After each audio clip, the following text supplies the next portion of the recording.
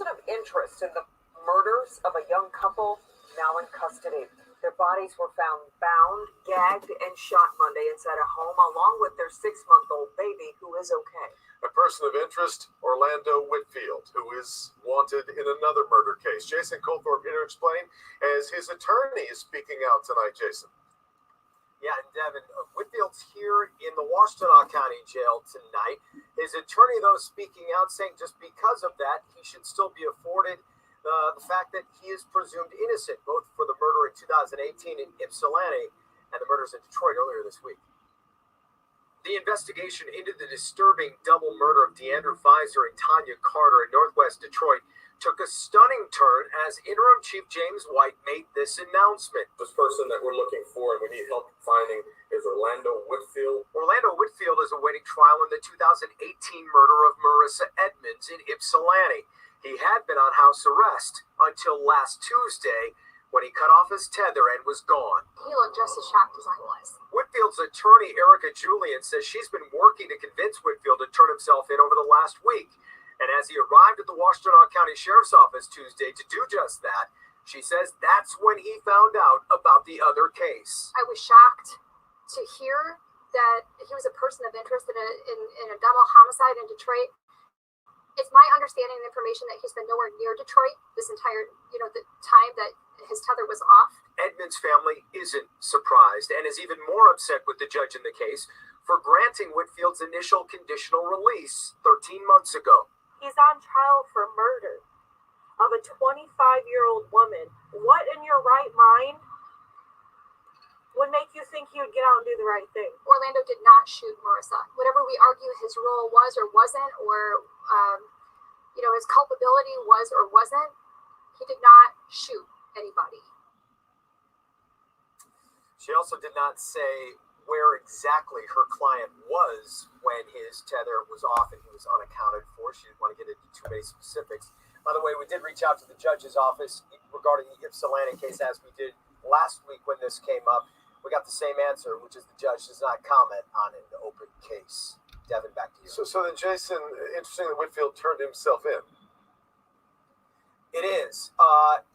Now, the reason why, obviously, is a question. His attorney saying that he was getting threats. Didn't say from whom, but said he panicked, got nervous, ran. We'll have to wait and see where this goes once Detroit detectives get involved in this, we assume, tomorrow morning. Back to you.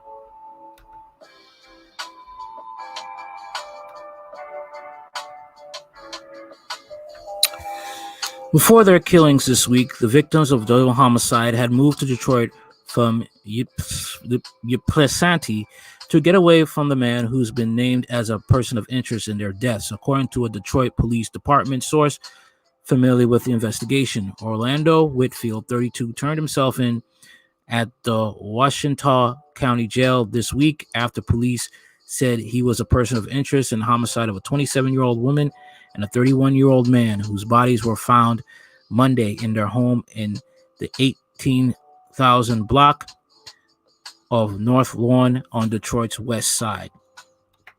Police have not identified the couple whose infant son was home during the killings. The baby was found unharmed, but was alone in the house with his parents' bodies for hours, police said. Detroit police detectives are investigating whether the male victim was sexually assaulted because his body was found with his pants and underwear around his ankles, the police source said. The female victim's clothing was intact, the source said. The source said Whitfield knew the couple in Ypsilanti and that they became afraid of him and moved to Detroit to avoid him. Whitfield already faces murder and armed robbery charges in connection with the January 11th, 2018 shooting death of 25-year-old Marissa Edmonds in Ypsilanti. Whitfield was charged days after the killing, but his case languished in court in the court system. Washington Circuit Judge Carol Cunty released him on a tether in May 2020. Why would you do that? Whitfield's attorney, Erica Gillian, said her client recently cut off his tether and fled because he and his family had received death threats. But she insisted during a Wednesday interview with the Detroit News that Whitfield had nothing to do with the Detroit homicides. How do you know that? Gillian cannot reach for a comment Thursday. Police have not submitted a warrant package seeking charges against Whitfield against Whitfield assistant Wayne County prosecutor Maria Miller, and said Thursday afternoon Whitfield was convicted in 2008 for assault with an intent to commit sexual penetration and served the maximum of 2 to 10 years prison sentence. He was released in November 2017. 2 months later, he was back behind bars. In January 2018, Whitfield was charged with Edmund's murder, which occurred during a robbery at the University Green Apartments in Yeshua, according to prosecutors.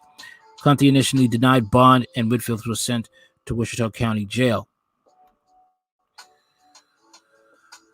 But his case languished. Court records show there were 25 hearings adjourned, and his trial date was rescheduled 5 times. After the delays continued in the early days of COVID-19 pandemic, Cunty ordered Whitfield released on a tether. A woman who answered the telephone in Cunty's chambers Wednesday said the judge would not comment on the ongoing case. This judge needs to be sued. She needs to be sued.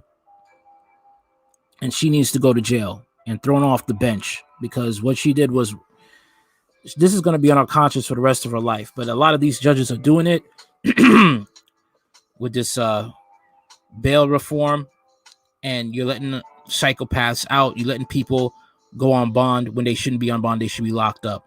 John Nelson, who lives 2 doors down from the scene of the Detroit double homicide, said he occasionally chatted with the male victim and learned he moved from the Spanty late last year. Nelson and his wife Carla placed teddy bears and candles on their neighbor's doorstep to honor their memory.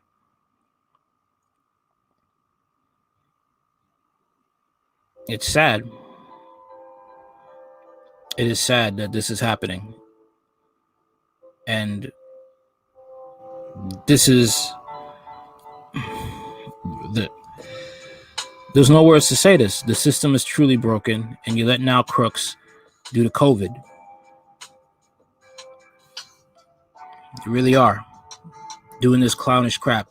The judge needs to be arrested.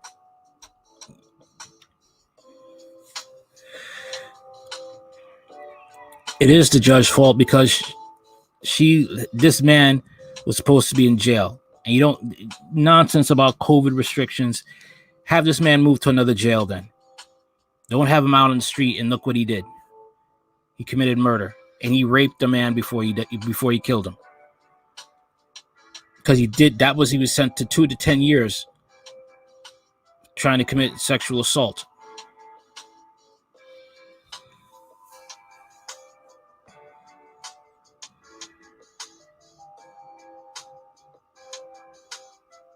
It's terrible what is going on.